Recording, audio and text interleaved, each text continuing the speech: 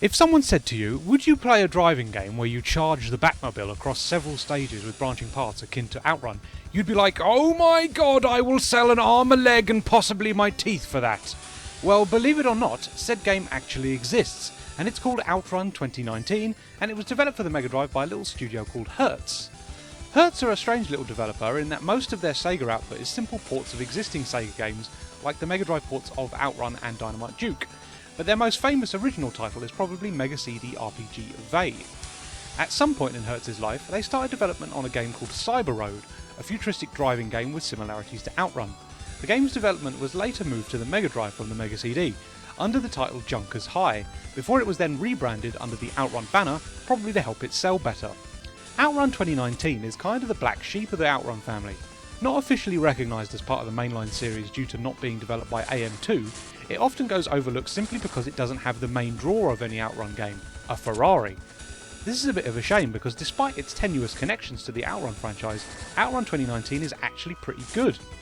The game sticks you behind the wheel of a futuristic car of tomorrow, and like Outrun you have to speed across several stages before you run out of time.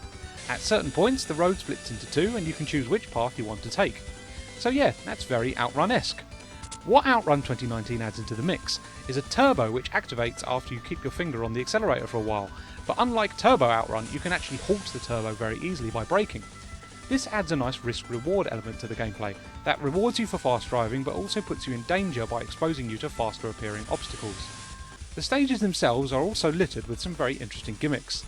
The stages will have multiple roads, some will raise up on stilts, creating areas where you can fall off the road entirely, and some areas even contain breaks in the road which have to be cleared using ramps.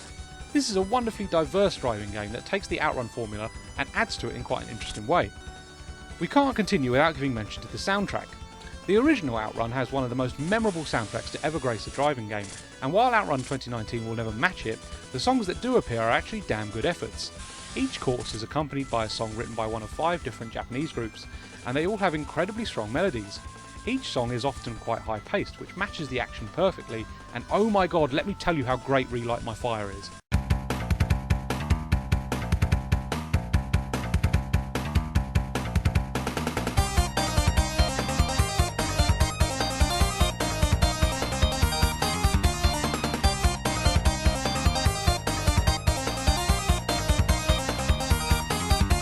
The only letdown with Outrun 2019 is in the visual department.